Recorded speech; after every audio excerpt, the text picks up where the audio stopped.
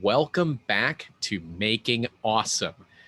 We have Thomas here again, and we're going to be continuing our talk about branding. As always, the Making Awesome podcast is supported by 3D Musketeers. You can check us out at 3dmusketeers.com, makingawesomepodcast.com, or 3dmpodcast.com, because I don't trust that all of you will have proper spelling. Thomas, if you guys didn't listen or watch our previous episode, Thomas is a branding expert, and I'm going to talk him up. I don't care if I'm wrong, but he knows what he's talking about. And we're going to be doing this deep dive into the branding of this podcast, something that we're really excited to do because branding is so important. And it's something that most people don't really appreciate, and they tend to backload rather than front load it. Branding needs to be something that's on the forefront of your mind at all times. Because if you start ignoring what your brand is becoming, it will very quickly get out of your control and become something that is more of a nuisance than a benefit. Thomas, let's hit it. Great. Yeah. So I guess you wanted to, last time we kind of discussed typefaces and how much context is loaded into them. Yeah. And we kind of touched on the whole idea of like what kind of imagery is being used to make YouTube videos successful, and like how different imagery is going to be used in different places. It's like the same reason why the same advertisement is going to look different on a billboard than it's going to look on a poster that's like, 11 by 17, like human size. It's like that idea, but digital space, all of those things all come together. You could have the same advertisement plastered across so many different mediums, but it has to look different for every single one. Because the use case is different. But if we want to go into the 3D or like the Making Awesome podcast situation. Yeah, I'm gonna. So for anyone that's listening under audio only, again, this is going to be one of those podcasts that is really going to benefit from, watching. Right there are things that we're going to be talking about. I'm sharing, our Canva from, that we've been working on for a while now. I got to figure out a good place to put us. I'm going to put us up here. I'm sharing the Canva. So if you're listening audio only, I almost said watching audio only. You almost did it again. Almost did it. But if you're listening to audio only, we highly recommend that you, either save it for later or watch it again on YouTube or on our website so that you can kind of get that more in depth. We'll do our best to describe everything, but at least Tad and I are amateurs. Thomas has a lot of experience doing this podcasting thing, but Tad and I, we're still a little green here. So yeah. Then, like Thomas said last episode, we talked a lot about this typeface and how basically it's terrible, and it looks cool, but it doesn't do anything for our brand. If anything, while it's recognizable, it doesn't follow the premise of what we're trying to do with the brand as a whole. And that's very, very important. You need to be able to do that with your brand. Consistency is key. If you're not consistent, you will have problems. So I guess, we're going to focus. What are we focusing on, Thomas? Do you want to focus on colors or do you want to focus on the actual images? Man, I think we could start with let's start with image. Color, I think in this situation, we can talk about color quite a bit, but I think it'll kind of be a little less than kind of diving into what kind of imagery you might want to use. So okay. I guess the thing is, just like when I was talking about logos and things, and there's like, we kind of have 3 different types of logos, and it's like a mix of icons and typography, just icon, all that stuff. Images kind of fall into a similar, what exactly are we showing here? It's like, so this is a photo. It's not an illustration. It's not like a, render of something, all that jazz. So the photo you are using is like this concrete 3D printed piece that you got on ice or like a stock site, right? And Yep. so the best thing that you've done is, because you're a businessman, is the fact that you got this and you have the rights to it. That's like already a great thing. So just Yep. for anyone who's listening that ever wants to use a photo online, never pull something off of Google Images. There's a chance you can get sued for that. You need to purchase your images or make sure that they are open Yep. source I, 100% of the time. I want to shout out this guy, Ricardo Gomez Angel. He's from Switzerland, and I'm probably butchering his name, but he's actually the one responsible for all the concrete 3D printed photos that you will see on our website, in the podcast, because man, he got some, he's also a great photographer, great architectural hardscape photographer, but he's got, oh, come on, where are they? He's got some really nice macro images of concrete 3D printing, which is something you don't see very often. So I wanted to give him a bit of a shout out there, because, you know, look, he's literally working for exposure. He's giving away his images, so might as well hook him up with something when we can. Right? Yeah, he's got some gorgeous work. So as far as this image goes, I have no issues with like the image itself. I think it's a great image. It's got lots of contrast. It looks good. I think what starts to break down for me, if we're trying to tell a story through an image, like we said, there's two use cases, or there's multiple use cases for where this podcast is airing. If it's going to air like on an actual, you know, podcast platform, that platform is built for users that know what the podcast is, and they're going to come back and watch episodes, and they may not be using visuals at all to look at their podcast, and they just want numbers and titles. So you want consistency, because then someone understands they are watching this podcast. They don't need something flashy or big, because it's probably on their phone. They're not looking for anything that's going to like catch their attention. They're already on your podcast, you know. They figured it out from somewhere else. So I think it might be more interesting to spin this in like a, what if someone did look at this and this is kind of their selling point? This is the moment that they want to get onto this podcast. Right, and you're right. It doesn't tell you anything. The average person is going to look at that and not know what the actual hell they're looking at. The average inventor is going to look at that and say, okay, yeah, looks like black and white, very, very well done ice cream poop. Ice cream poop. It's great ice cream poop. With maybe gelato. There's a lot of air in there, so I'm going to go with gelato. But yes, that was something that we struggled with, because I'm not a branding expert. Tad's not a branding expert. We don't know what the hell we're doing. I said, I just need to put something together that fits a YouTube thumbnail that will get the job done for now. We can always go back and change them, right? I think we're maybe 10 episodes deep. It's not difficult for us to go back and just change it all, especially because very few people, as of recording this, have actually seen the podcast. I think we have a total of less than 100 views total. And that gives us the ability to mess around a little bit. Yeah. And find something that we like. Yeah. Oh yeah. Definitely early adopter on this one. But, you know, for what we're doing, you know, the idea of the podcast, I guess, to recap, so we can talk about, you know, imagery and what might suit us better. And the idea of this podcast is we're going to start it out as an education platform where we're able to talk about topics that we believe are pertinent to our core base, which are inventors, business owners, people in the 3D printing industry, or people that are looking to get into the 3D printing industry. So, you know, lighthearted but somewhat serious topics that have some weight to them, right? We joke around a lot. That's part of who we are and what we do, and that's never going to change.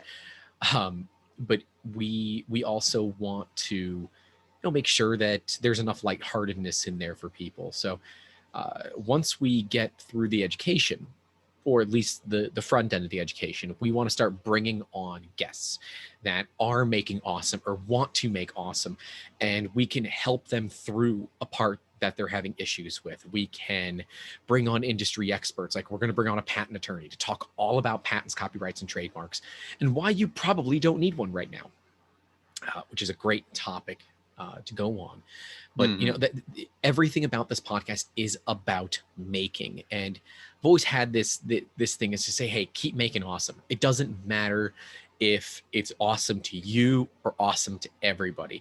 It just needs to be something that you can go to bed at night, or you can stay up late and say, I made this and I'm proud of it. So that's kind of the goal of this podcast. And, you know, it's kind of clear that we're going to have some evolution throughout the process. There's no way that we don't. But I'm aware, I'm sure Tad is aware too, that this image, while it is 3D printing, while it is awesome, it does not do us a bit of good. Now, it doesn't hurt us. I think that, and that's important. If we had like a background of, you know, one of these thumbnails, like the person holding the grapes or salads that don't suck, making awesome, episode number 2, what is CAD? Well, that doesn't help us. That's detrimentally affecting us. Hilarious, absolutely. Yeah. I mean, we're not making troll things here, but you know, certainly when we're going through this, there's some with very bright colors and lots with people. You had said something in the previous episode regarding people in thumbnails, people in images. Can you talk a bit about that and explain why that's becoming a thing and why it works? Yeah. So are you familiar with that? Like, I think it stems back to this. A lot of the stuff I'm going to say is from things I have both either heard or known from other creators talking about it. Obviously, I'm not going to go into citing any sources or anything, but I've seen multiple studies that say, yeah, it's statistically proven that your engagement with content online will increase with a human's face present on a thumbnail or lead image. So that's something that you'll see that kind of everywhere. If someone can put a face in something and they know what they're doing and they have a pretty successful channel, and you know, exceptions apply, they'll be doing it here and there if they can. Like Mr. Beast, we talked about. He's doing it all over the place, and there's like a face in every single thumbnail if he can make it work. That's because people connect with humanity and humans. Like we like naturally connect with people. You know, you look at eyes, you read people's faces because it's a split-second thing you do when you meet people, and you can get a human face tells us so many things naturally, like emotion, state of being, you know, it gives us that interest. Eyes tell you where to look. If someone's looking at something, you know to look at it as well. It's just all these inherent human things. So you can convey a lot with a human face. And I think it might stem a little bit back to that idea of like, you know, that concept of like, oh, you're walking around and your humans are prone to see faces in inanimate objects. We're just wired to. We're wired to see faces because it tells us something, gives us information, we relate to it immediately. So that already gives you a step in relatable content. Now, that being said, faces aren't like the be all end all of doing content, because you still need to make what fits your brand and your vibe and, you know, all of that stuff. So when it comes to like this image, I think, you know, we're using an image of 3D printing. When I look at this image though, the concrete, first of all, is not the material I would choose to speak about a 3D printing podcast, because concrete is more industrial, and this tells me of like this is telling me a story of something that's more architectural and less product. You know, like this looks more like something that I would see like architects talking about, and it is including 3D printing, and it's a beautiful image. But it's definitely speaking and looks exactly like I'd imagine like a framed photo in an architect's office. You know, and this is true.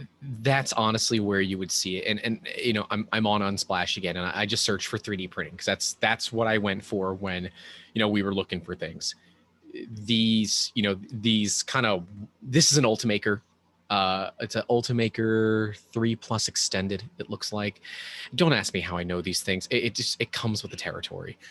First off, I want to point something out. That is a support failure. Both of those are all, and that's a support failure too. This is actually not a great print. And I laugh at it because if you're not in the know, you don't know. And this piece, way too much infill. Look at that. Look how solid that is. But I'm not here to criticize other people's photos. We couldn't use the Dalek because copyrights. And a lot of these are from the company Zmorph. So Zmorph makes 3D printers, and I'm not cool with giving very clearly there's branding in there. I'm not cool with that. I did like this image, but the colors to me were very, very bright and crazy. Also, for a YouTube thumbnail, it's vertical, and we need it to be horizontal, so that doesn't work either. And so there's a lack of content. And if you look at all, I mean, these concrete pictures are just gorgeous. And then we start getting into things that either involve 3D or printing, but not 3D printing. Not both. Right. Yeah. You know, so we're, and of course, every now and then you get the Voronoi skull. I don't know why that's a popular print, but it is. Yeah. You know, so there's, oh, cat. But there's not a lot of options. And yes, Unsplash is not the end all be all for royalty free. It was the one that we chose. Its searching feature was extremely robust, and it worked well for us. Yeah. So and outside of, you know, we could take some photos ourselves, but I think we discussed it last time. My cell phone has a better, or it's a higher megapixel, I should say, Than your sensor digital camera. than my DSLR. But of course, my DSLR, it's a 10.2 megapixel DSLR from the early 2000s, but it's a full frame sensor. So it's going to get it's lower resolution, but it's higher detail because it's exposing over a larger area rather than a CMOS sensor that's the size of my fingernail. It's a CMOS sensor the size of a 35 millimeter piece of film. And also, we don't really, I mean, I guess I do have decent lighting now that we brought in lighting for the podcast. But I'm not a photographer anymore. I used to chase that dream, and that was a dream that didn't go anywhere for me. So I as much as it pains me, because this industry is rampant with, and like you said, people that abuse this. Oh, I'm just going to go to Google. I'm going to type 3D printing, and I'm going to take, you know, whatever the first image is on Google. You can't actually do that. People do it all the time, but you're not supposed to, and you can get into a lot of trouble, right? I mean, they can sue you, can't they? Oh yeah, 100%. Yeah, or you'll at the very least get a cease and desist, and then if you didn't, you know, comply, there's lawsuit potential, like, for sure. So here's the thing that I always talk with clients about, and this is something that people fall into. It's like when you talked about all of this, it was almost like you needed a photo at all. And I think the first question you need to ask yourself is a photo the right image or the right medium to use to communicate what you want in the first place? Because people I don't know go the answer to photos. So people, and that's okay, because that's not something that people typically think about, but people almost always go to this idea of like, I want a photo, or I want a good photo, and that's the first thing I need to get people's attention. That's what I did. Before we chose the font, before we chose the colors, I found a photo that I liked. I follow that exact thing because I don't know any better. Yeah, and that happens all the time. But it's what will communicate your idea clear, concisely, and the best. And that's the story you want to tell. So this falls under the whole category of like, you are never limited to photography and shouldn't ever put yourself in that box, because there are a billion illustrators out there with 1,000, you know, styles, each on their own, to help create things that look. Oh, to get like a drawing of something. Yeah, a drawing, a graphic, anything along that line can look absolutely fabulous. And if people started using that in a more engineering sense or scientific sense, like if all of the, you know, even a graph that is touched by a designer rather than just pumped out by a program, it's great if it's pumped out and all the intent is to show data to other scientists, right? But if you are presenting work to the public or anything like that, you want a designer to touch it, because their job is to communicate as clearly and concisely to a public that may or may not know all the context of research, blah, blah, blah. That all to say, the question that I would ask is, why do we even need a photo in the first place? And is a photo necessary in this situation? And does a photo tell the story of your brand better than an illustration would? I don't think it would, but I And can't so, illustrate worth a damn. And I think we talked about this. Tad. I bet Tad could do something. It would look crazy it would look It'd probably be pretty utilitarian. utilitarian. Yeah. Yeah, but it was never something that crossed my mind. And we looked at we we had a company called 3D Pubs, Pubs, like a bar. And it was a company to make fun of another company. It was to make fun of 3D hubs and the kind of dumb crap they were doing to the industry. And I had a designer make our logo. It was that German black font with a beer mug. The P was extruding beer into a beer mug in the U. good. That company never went anywhere. I still have it, still upkeep it, but we don't do anything with it yet. But that experience, it wasn't great. I mean, the designer is a good buddy of mine, and it was more of, he was asking on Facebook, does anybody have any jobs?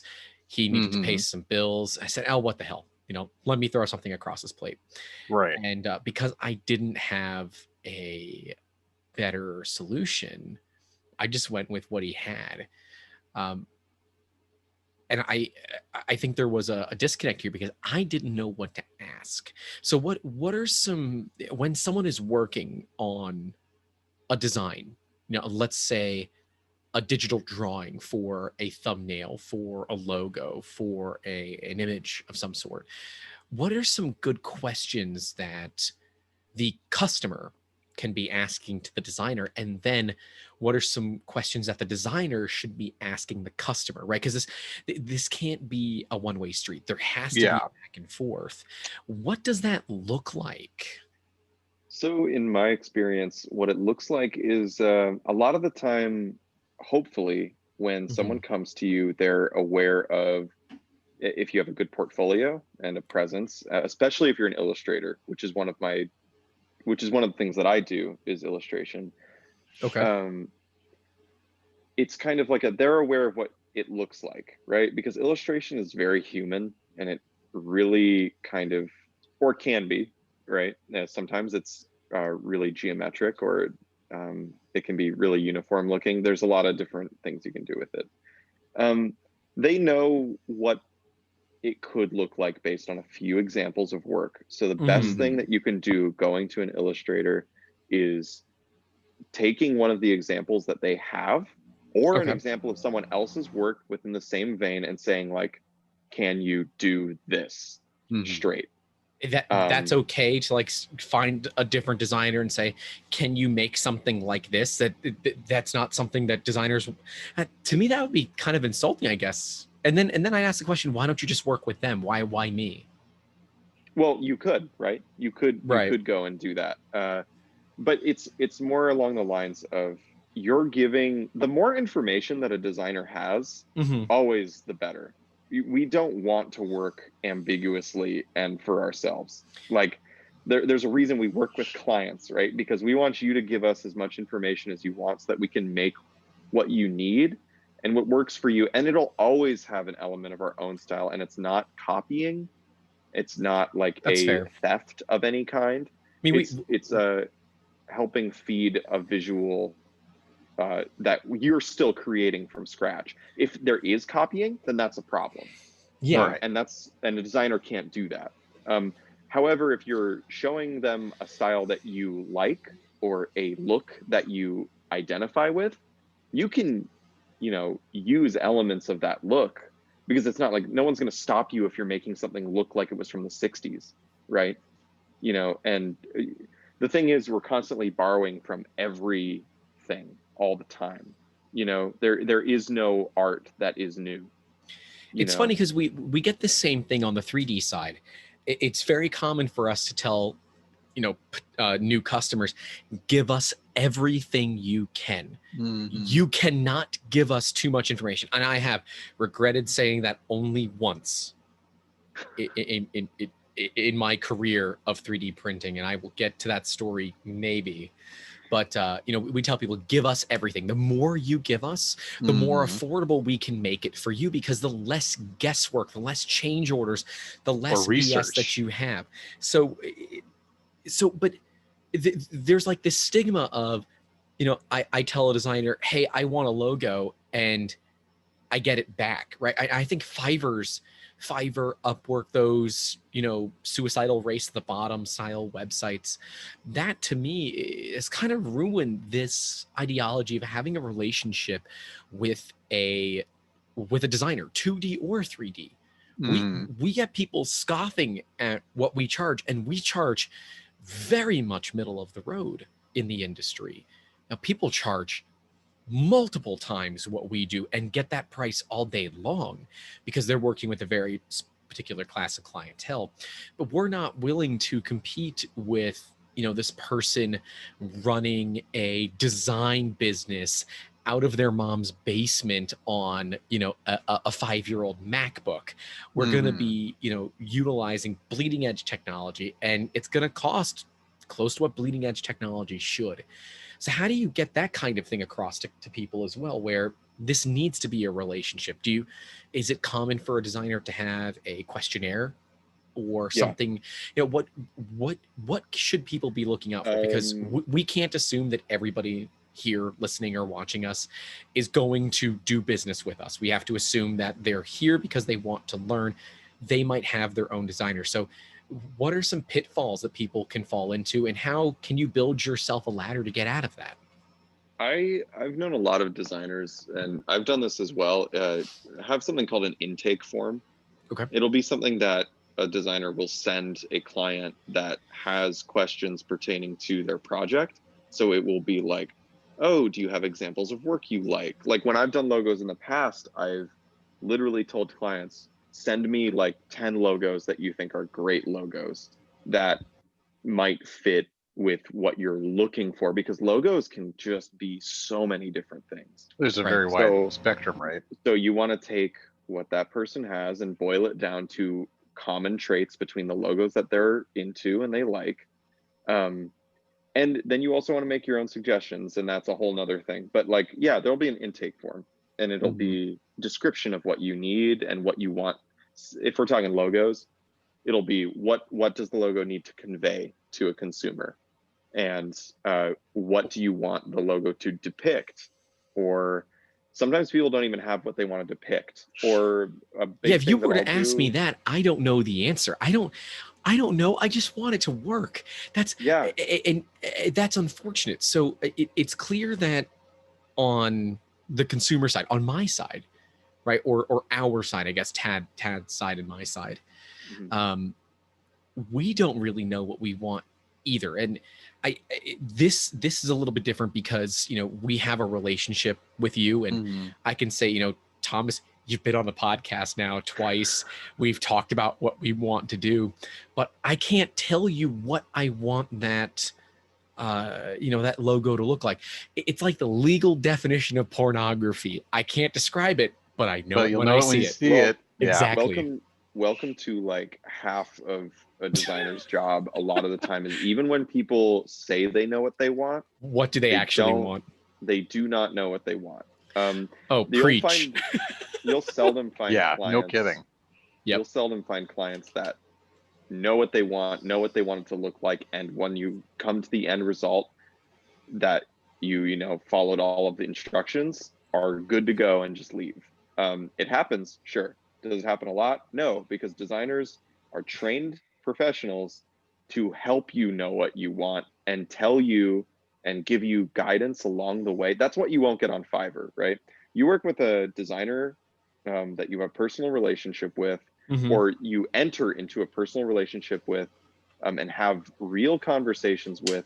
They are also there to help guide you and give you information on what makes a logo successful and keep you away from bad shit Right. that Right. doesn't work.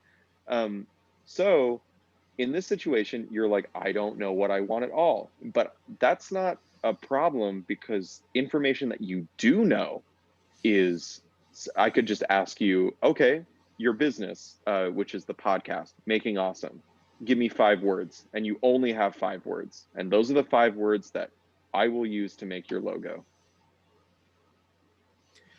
All right, I'm gonna try to do this. Tad, I want you to think of 5 words too, and let's. All right. And here's the funny thing is, usually in every form I've ever had that says, please give me 5 words and only 5 words, it's usually bullet point description. So it's never actually 5 words. Actual words. But if you can, give me some straight words, you know, and because the thing about a logo is we probably won't even get those 5 words to be part of the logo, but we'll start to get closer and closer to maybe the 3 or 2 things. It informs you of like the intent. Yeah, you want to tell people if this is a high-tech company. You want to tell them if this is a company of industry. You want to, you want these strong themes that you can communicate to them immediately visually. And if your logo doesn't tell someone or give someone a feeling in 3 seconds, then it wasn't worth the time. Right. And so for this podcast, I'm thinking, I mean, obviously Making Awesome, right? Because it's not just the name of the podcast, it's an actual verb. Right. So you want something with some adjective, so dynamicism. You have both making and awesome, which I think are great words. Yeah, and that's I'm basically halfway there, and I'm living on a freaking prayer. You're doing great. Inventing. So we have Making Awesome, inventing, entrepreneurship, education, maybe. Education. Yeah, I might have said business, but I think education is a little bit better. Tad, do you have 5 too? I mean, well, education's 1. I mean, 3D printing is primarily what our business is about. So I'm thinking maybe we incorporate that somehow. You can hyphenate it. You're allowed to do 3D printing. Okay, I mean 3D printing. Okay, that's 1 and not 2, because I was going to go do you're that. Allowed to do, that's a tough one. That's 2. Printing. Education, 3D printing,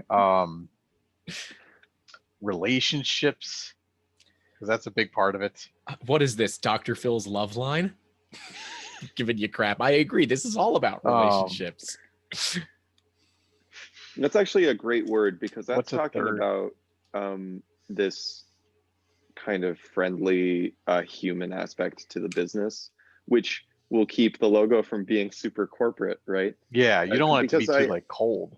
Because you don't want that feeling. You want people to know that you are here to take care of them, is the impression that I get from, and the podcast specifically is geared even more towards being like, these people work at 3D Musketeers, but these are the people.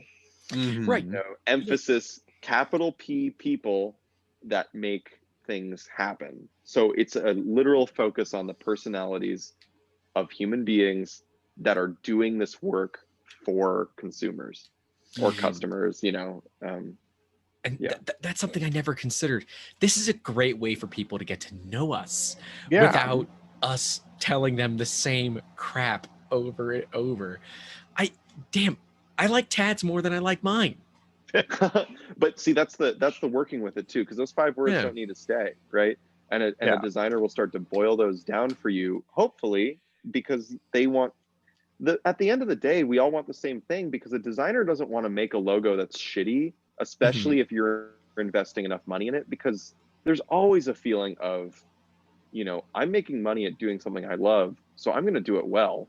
And I want to do it well also because I want to show this off to someone else and say, I took this logo from nothing to something for these people, and we worked together on it. Designers don't work in a vacuum. This is a collaborative effort, and we're just helping you get to the end goal. So why do you believe then that the industry seems to believe that designers work in vacuums? Is it because of Fiverr and Upwork have just tainted this industry so damn much? I think when you're looking at it from the outside, it would seem that way. And when it comes to startups and smaller businesses, it can feel that way.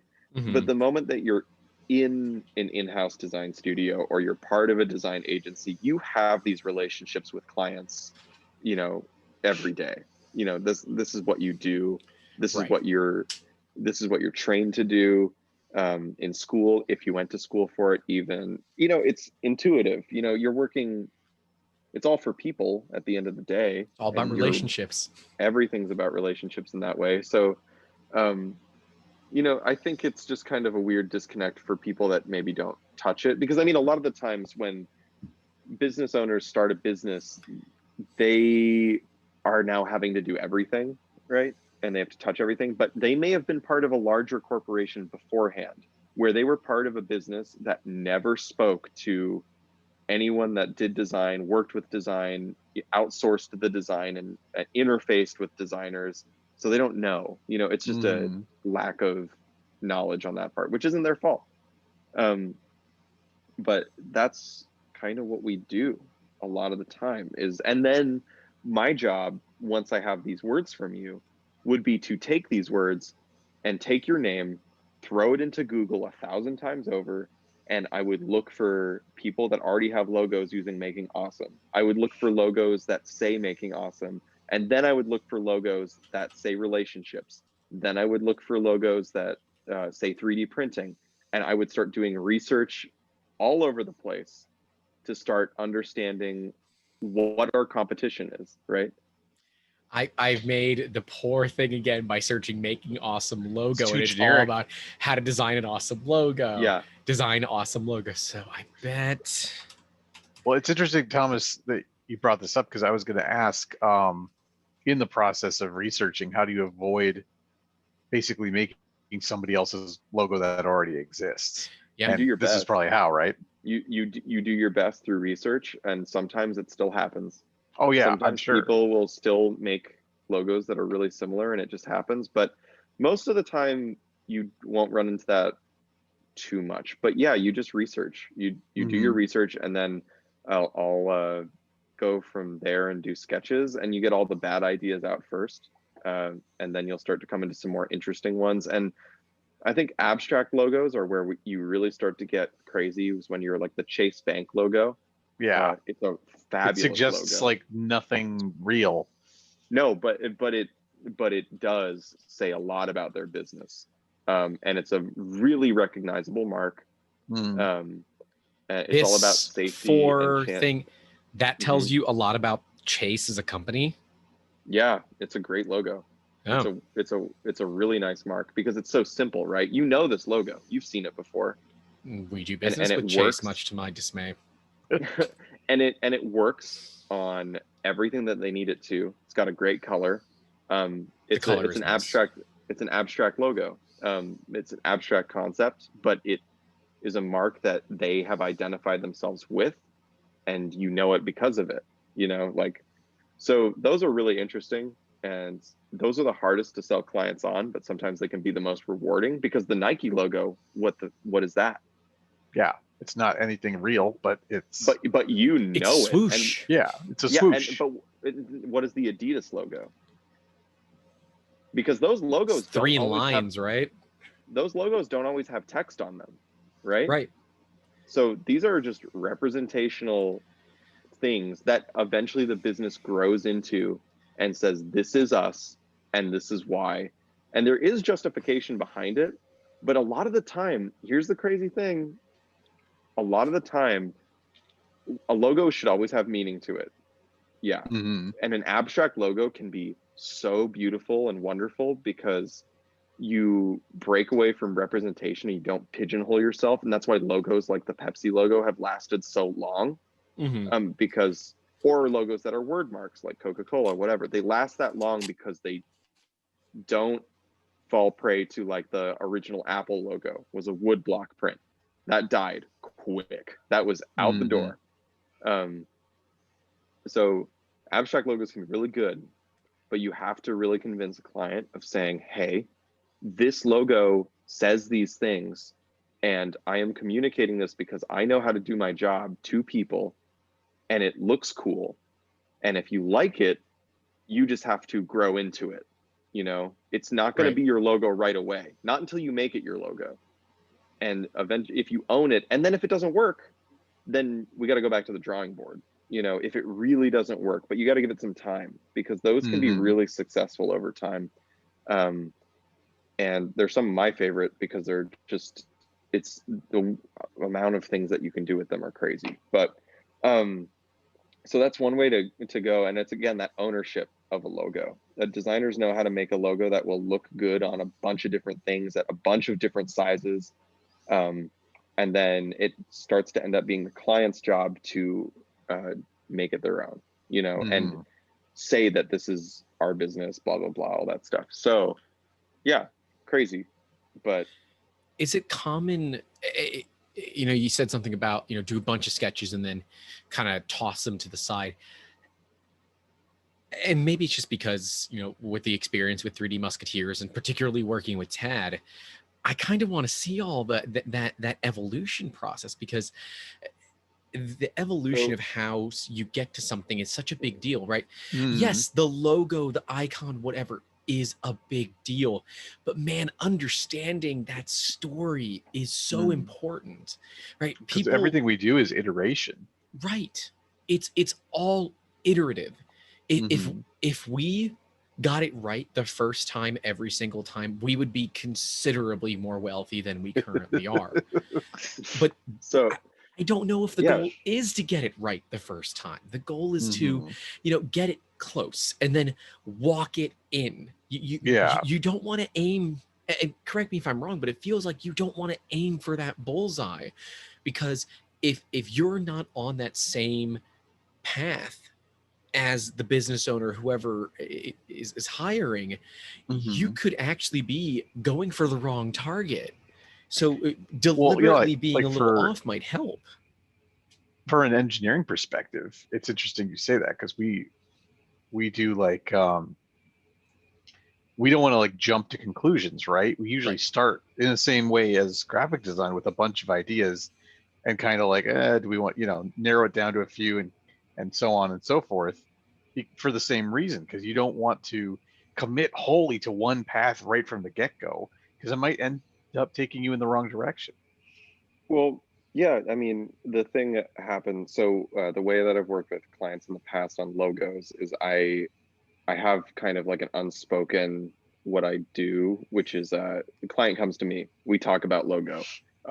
I tell them to. You don't have to explain this if this is like, you know, one of your trade secrets or something. No, it's not a trade secret.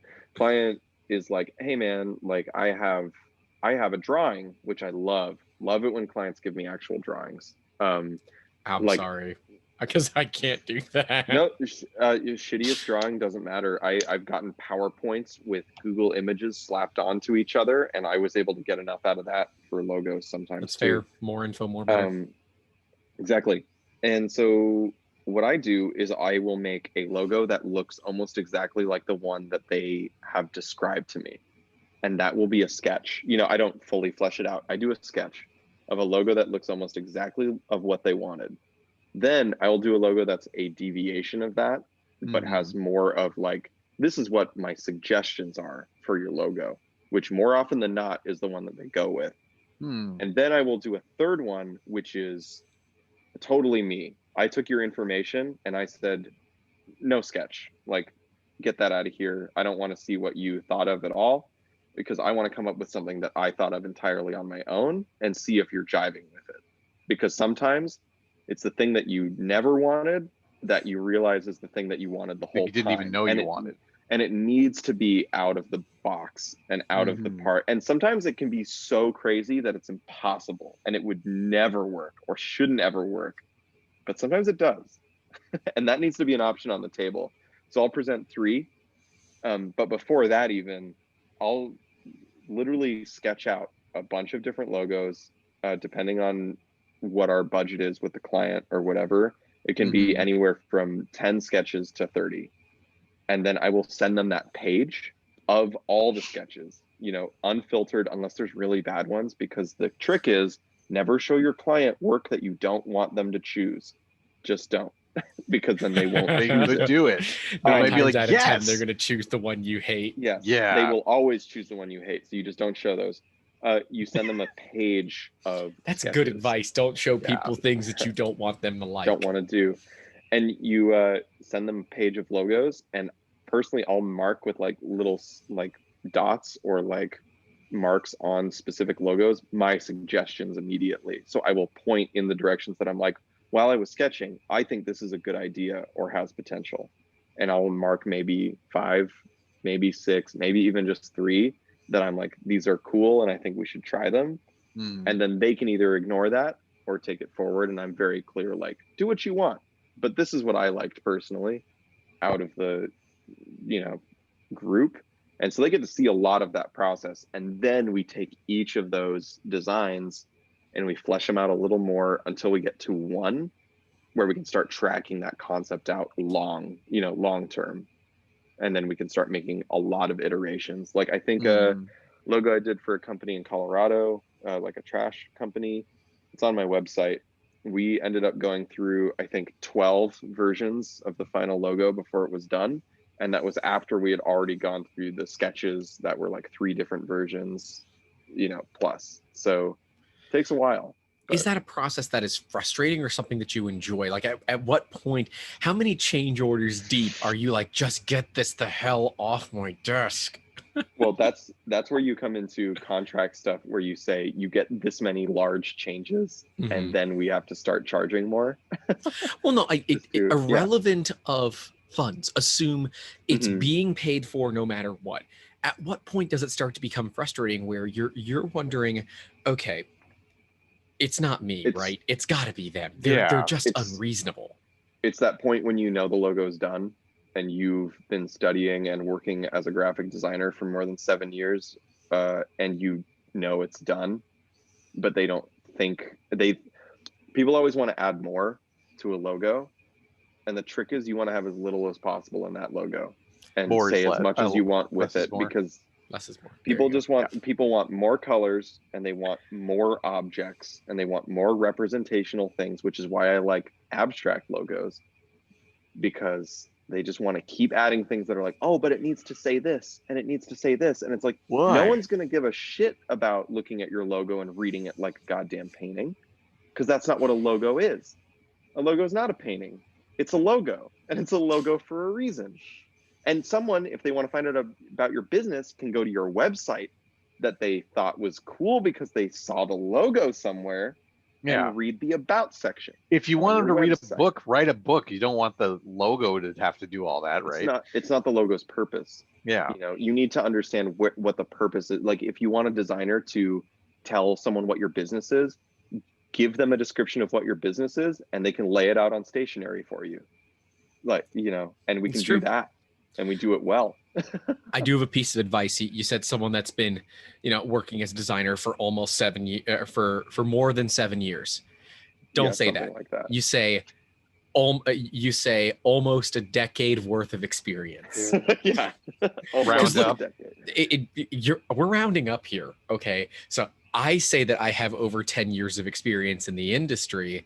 I'm at 12. So I've been in this industry since 2008 as a hobbyist, as a professional since 2012, 2013. So that's what?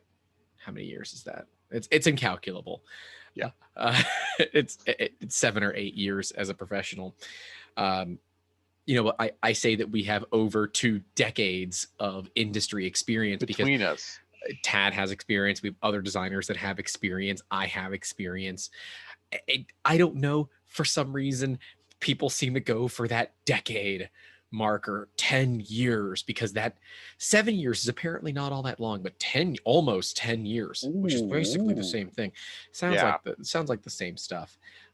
Okay, so in bringing it back to the Making Awesome thing, I would love to have a similar to 3D Musketeers, where we have that icon, but it's also the logo, right? The 3D wearing the hat. And I wish, it's funny because I remember when Phil brought the sketches that he had done of it, and we were initially going to do a 3D with boots on. And that was going to be the 3D Musketeers. This was going to have boots. Puss in Boots. Right. We were always playing off this idea that the 3D had to be dressed up somehow. And he just kind of went for a cowboy hat and then threw a feather plume on it. And we're like, damn, I like that. And then he instantly designed it in ZBrush. And now we have the logo that, we're so used to. I should really have it. Do I have one close? I don't. I was going to bring a 3D one so I could show you what it looks like in 3D. But, I like that because we can use it on its own. It's not immediately indicative of who we are or what we do, right? It tells you nothing about 3D printing, but 3D Musketeers is more than just a 3D printing company. We knew that from the beginning. We wanted to do a lot of consultancy. We wanted to do a lot of product development.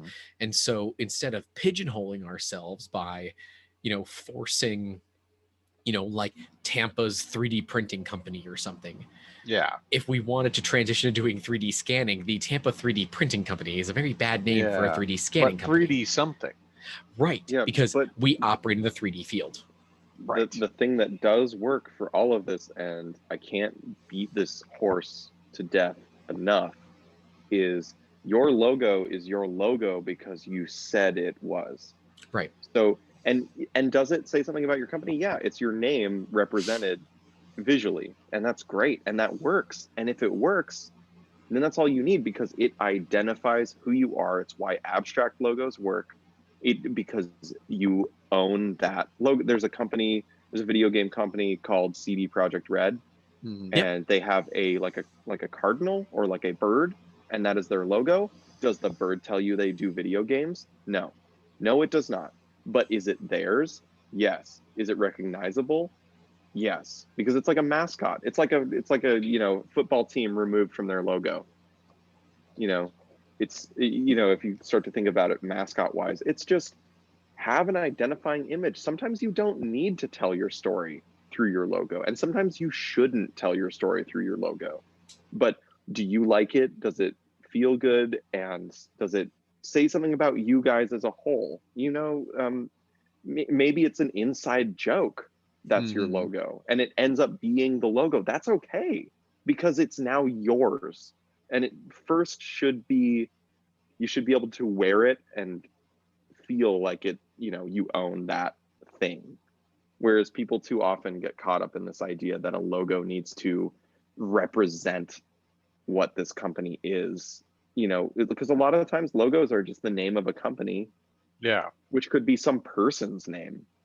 Just from like the 1800s, right? So can it feel like that company? Yeah. Fashion brands do it all the time. Like Versace looks like Versace, but also because they are Versace blanket statement, right? Yeah. They are that because they own that logo and they wear it well, that typeface is theirs. And sure, they've made modifications throughout the years that they've existed as a company to probably further dial in that brand voice and say it even stronger through their logo. But at the end of the day, that's some guy's name that started a fashion brand.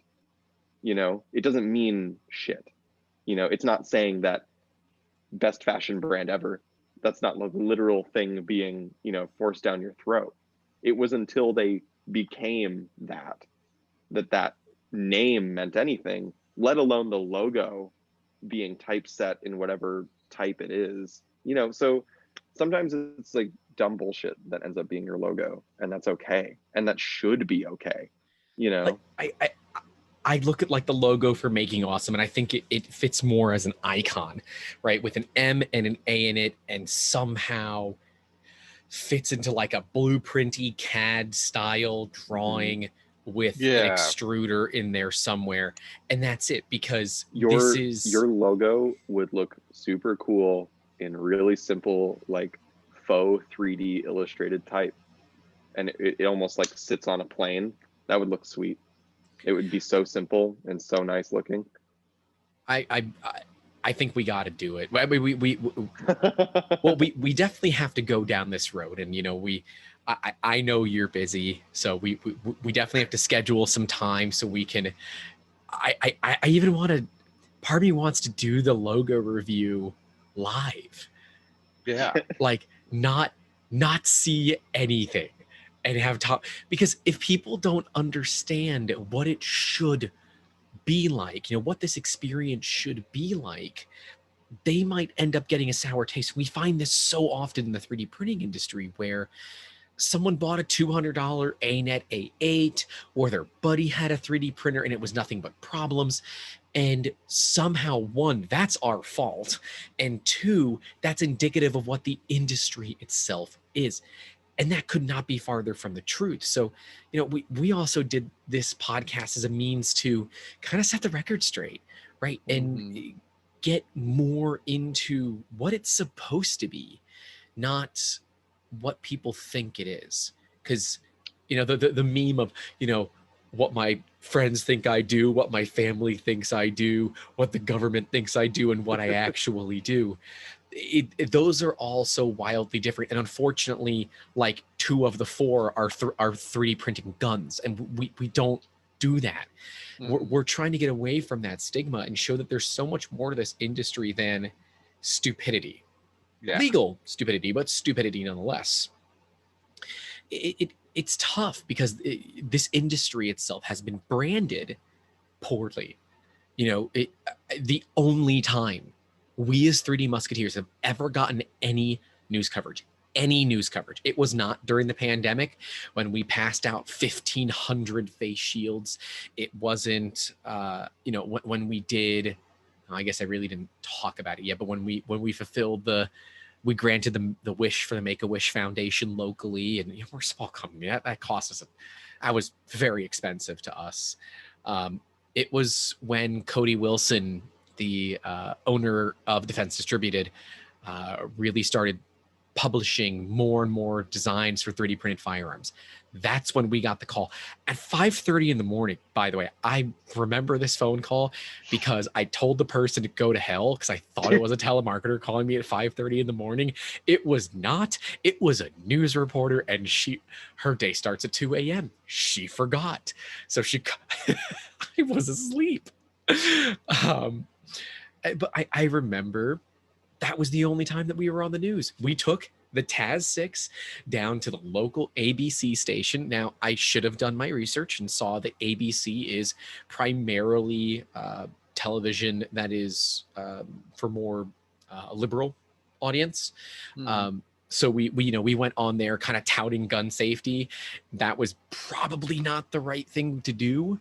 But like, I torpedoed her entire story because it was all about ghost guns. And I said, look, here's the deal. It's Newtonian physics. It's plastic. And yes, they make firearms out of plastic. But there's a few key pieces they don't. And there's very good reason for all of it. And you're going to be lucky if it doesn't blow up in your hand. Right. And boy, that reporter was pissed, but it was live and there was nothing she could do. But that's the stigma that we have. Yeah. The amount of phone calls that we got after that from local police departments, officers that came to our facility to see the part, to hold it, to understand what it was, because they were legitimately scared, was astounding. And that's the brand this industry has gotten. And we want to change that. So, and I don't know if this is something that's even possible. How do you brand beyond a company that wants to rebrand an industry? Because that seems really complicated, because you have to basically push an entire, I don't want to call it propaganda, but it basically is propaganda. Now, you got to rewire what people think about it. How do you go about doing that? The simple answer, if you understand. Yeah, the simple answer is you don't, right? You already put too much on your shoulders. You're not the entire 3D printing industry. No, and God. It's not your job to, and it's not your job to do that. But be the people in the 3D printing industry that are different. And that on its own has already given you so much more publicity than trying to carry this burden of like, focus on yourselves as like these people that are educational and showing the power of what 3D printing is and can be, and its product design and its art, and it's this beautiful intersection of like, we've just taken something digitally and now you're holding it, it's so tangible. What's the saying? Be the change you want to see.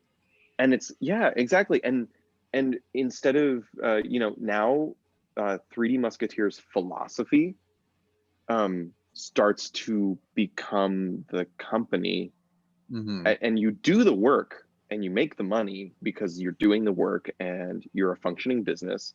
But the business starts to go beyond that because now the reputation is like, oh, we know these guys because they went to that school and they brought a 3D printer and they let kids print things while they were at the school day, and they pick them up at the end of the day, and they're showing that this is a career path now, and they're showing that this is actually I do love going to schools, man. Going to schools, bringing a 3D printer out there, especially to like schools that don't have access to this tech, and kids that have maybe watched a YouTube video where they talked about 3D printing. We make the same part every single time, and I keep well over 50 in the trunk of my car, but it's the made in space wrench, the wrench that was designed for it was made on the International Space Station, right?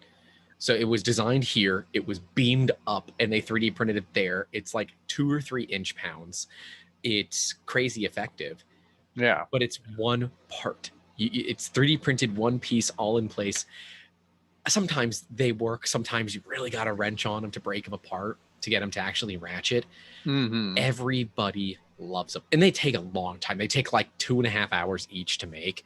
But man, just when you're doing that presentation and you've got something running in the background, like that machine's moving, it's making noise. God, it feels really good to know that there's at least one kid in that class that is going to reevaluate what he wants to do for a living because he saw that and he thought it was cool. I've always, I grew up in a time where being a geek, being a nerd wasn't, you were bullied, right? Yeah. You didn't have any friends. I spent my lunch hour in the classroom in high school, in the classroom of my physics professor, John Winchester. Everybody will have a professor, teacher that will change the way they looked at life, and you'll never forget them. You'll never, whether they did you dirty and it pissed you off, because I still remember that teacher's name too, but I'm not going to throw shade on her. But I remember John Winchester, former NASA aeronautical engineer, had just finished climbing Mount Fuji and was bored and wanted to impact the lives of others in a meaningful way. So he became a public high school teacher. And boy, he had no idea what he was getting in for. He loved it because of the kids and hated it for every other reason. But that man changed so much about what I wanted to do, changed so much about what all the other geeks that gravitated toward this man. And I told myself, if I can be the Mr. Winchester for somebody else, right? If I can be that mentor, if I can be that spark, nothing else matters, right? The future out there, man, these kids are going to vote one day. And if that scares you, that's a problem. If you feel comfortable with it, kids are all right. Some of them are all right, man. Some of them are definitely not. They get it, right? They don't know about 3D printed guns. So they look at this and it's amazing. But adults, they look at it and say, I don't want my kid. That's the only thing they pick up of it. Yeah.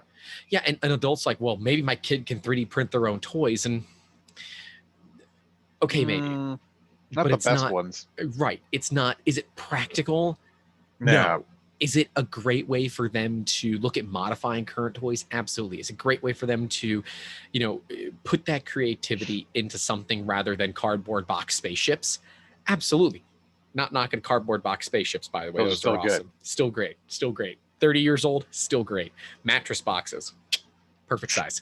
Especially you can get it from Amazon. They come in a big friggin' solid snake size box. Yeah, a solid snake size box. That is our unit of measurement. It's an ISO standard. Actually, it's a metric standard. Honestly. Yeah. But I mean, that's the thing, right? I think all great in design, as far as design goes historically, we know great designers not solely based on the quality of their work, but the philosophy that they carried with it. So Isaac Newton, Nikola Tesla, Archimedes, they're not philosophers really. They were designers. Most of them were 2D sketch artists, right? Some of them had postulates and theories and things that they really went out there for. Nikola Tesla probably being the most famous of those, in terms of the theory kind. Well, I guess Newton probably would be. Yeah, Newton probably more. Well, I was going to say, Grant, but still, but everyone who is interesting does have an outlook on life. It's unavoidable that you are a human being, and so now you're finding a we've talked about being genuine a lot, or we talked about being transparent as a company a lot, real, human a lot, and this is getting at the core of the conversation of, if you want a brand that people identify with in a world that has already been swept over by media overload, and people are trying to detox, which is why brands like Wendy's, brands like Steak on Twitter, all these brands have done things that are, let's give our brand to a human being on Twitter or Facebook or whatever to write crazy posts that sound like it's written by one person, because people identify with human beings more than they do corporations. So, and that's why YouTube is so popular. That's why YouTube channels about large companies are so popular, because they've suddenly started hiring people to be faces for companies. It's why celebrity CEOs are more popular than ever. It's why CEOs of companies. It's why Elon Musk is popular. It's why. So that verges on like cult status. Well, but it works. He's coming to Florida soon. I'm excited. Yeah, but it's because he's a human being, and people identify with him, and they're like, "Oh, Tesla's not a company. It's Elon Musk. It's the dude himself." Company." But it works because you identify with him. Again, we already talked about identifying with human faces, and we're all the way back around circle, which is a great way to kind of wrap this conversation. Hey, you gotta love it, right? But that's it, right? And so you're already getting at that point of your. Oh no, his AirPods died. Oh no. But, I can still hear now, but I'll go. We can just wrap up. But that's the thing, right? You're getting at that point of your brand, which is like, hey, we are this thing and we make money, we do business, but because we want to. We lost you. It's not going to work. All right, but we get the message.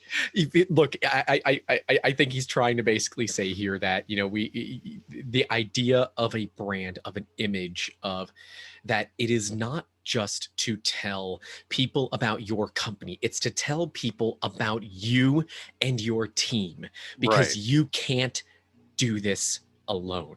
You need to trust other people. And if you are an inventor, if you are a business owner and you don't have good branding, if you think you have good branding, maybe you do, but chances are you don't. Reach out. We will do a free consultation. We're not going to do a deep dive because that stuff gets expensive. And honestly, as a business owner, I can't pay Thomas just to do free things for people all the time. That is a very poor business model for me. This is not a charity. This is a for-profit business, damn it.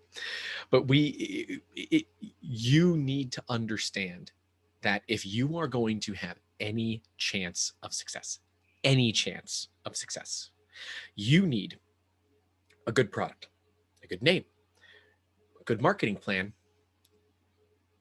good branding, and most importantly, dumb freaking luck. Dumb freaking luck.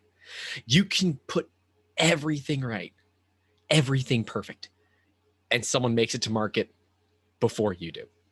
Yeah. They didn't steal it from you. They didn't do anything. Not your fault. It's not your fault. You could have the best damn branding on the planet. The best damn branding. Does not matter. But remember, just because you weren't first does not mean you're going to be second. Think about that. There is plenty of pie there, especially if it's an invention in an industry that's new, up and coming. The amount of people that have brought us COVID-related inventions in the past 6 months is ridiculous. And the amount of them that have actually gone through and done, zero. Yeah. Literally zero. And that's upsetting because some of these ideas, they exist, right? But this is a new take on an idea. Well, I can't say all of them because there's technically some COVID stuff that we've done that have absolutely taken off, but these were not inventions. These were, anyways. Yeah. It's frustrating to see people burn out because things don't go 100% their way. All of us are here to tell you, life is not always going to go your way. Things are not always going to work out the way that you want. And under no circumstances should you just throw in the towel and say, F it. That's not what you should do. You got this far. You got this far. Fine. I mean, obviously try to find a way to save some cash where you can if you're not 100% anymore, but get it out there. Start ugly. There's a book by Chris Krimitsos. Yes, Chris Krimitsos, called Start Ugly. Buy it, read it, enjoy it. Anything's better than nothing. And you know what? Go to the Wayback Machine. Go look at Facebook when it first started. Go look at MySpace when it first started. Go look at Google when it first started. Go look at Alta Vista when it first started. None of these things are anywhere like they are today. You need to constantly update your brand and your image as your product changes. You need to make these changes, and you need to understand that hiring the right people to be on your team is important. Trust is, honestly, if you're paying double what the industry says and you trust this person with your life, pay the double. Someone that you can trust and have a relationship with that is going to basically be putting lipstick on your child is a very, very important thing to be trusting of. You don't want no Bill Cosby working with the kids. Maybe you did 20 years ago because you didn't know any better, but now you do. Now we know. You want to have that relationship. You know, and that's when Tad said one of his 5 words was relationship, I knew that I lost right there. I knew that I lost because that's the most important part of what we do. We build relationships with people. And if that's the one takeaway that you get from this second episode of branding, maybe you weren't paying attention, but it's not a bad one to have. This is, you know, we talked about imagery.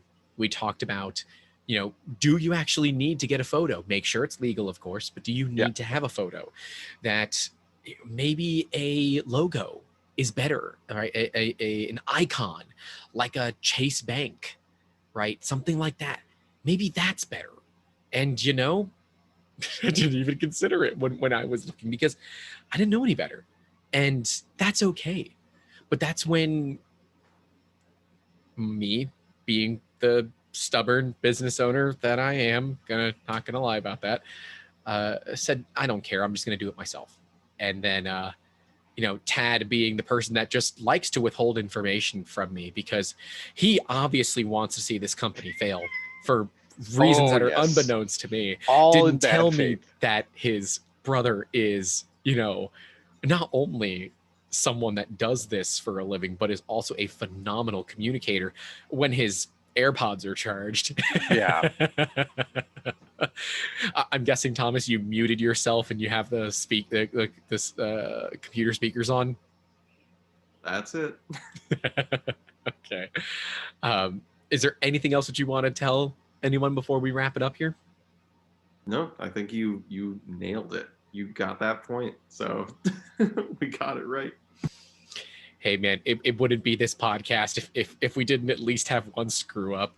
But hey, you know what? I'm okay with that. It proves that we're human. It proves we're not professionals. It proves you're literally recording this in Tad's living room, and Tad is in his 3D printer cave.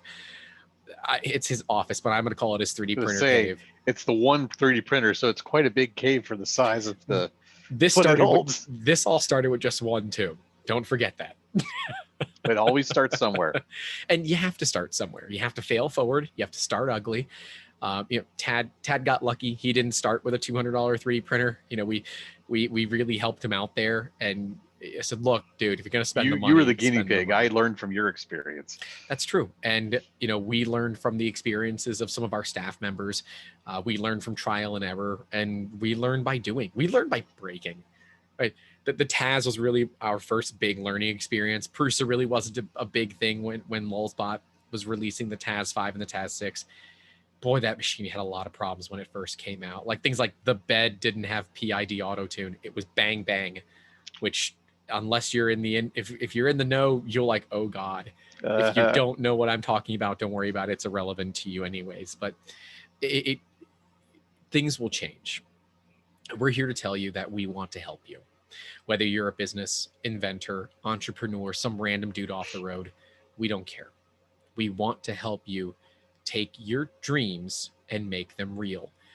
3D Musketeers, via the Making Awesome podcast, provides a end-to-end service to go from art to part. Quite literally 2D, 3D, all the way to part in your hand. Full marketing plan, if you want it. If you don't, that's fine too. Thomas will cry a little bit, but that's something you're going to have to live with. We can even help you get your Kickstarter running, help you get in front of VCs, get your pitch deck, get a tech pack, things that you need to be successful. That's what we're here to help you with. We want you to be successful because in the process, we too are successful. We hope you guys enjoyed this second deep dive into branding. We talked, about imagery and logos. We didn't touch colors. Maybe we can do a third one that's a little shorter. This one's half of the previous episode, so at least we did that. We're cutting it down a little bit. Thomas's AirPods are like, all right, this is it. This guy's got to shut up. No more. That guy being me, not him. Thomas does not talk anywhere near as much as I do. But I have to. I'm the business owner. I, for some reason, have a need to talk all the damn time. It's been good for you so far. Hey, we appreciate you all coming out. If you, if you liked it, let us know. Reach out to us. We'll have all the information in the description for how you can reach out to us. Take a look at our new webpage for the podcast. Let us know what you think. And if you want to learn more, seriously, email us. Hopefully we'll have our new scheduling system set up pretty soon, so you could just literally book time on our calendars and we can get together and talk about this. I'm really excited. We're excited to have you guys. And I'm excited to have Thomas on this podcast. Tad, of course, it's always been a pleasure. Everyone out there, keep making awesome. We'll talk to you soon. This has been Making Awesome, as always, supported by 3D Musketeers. Take care.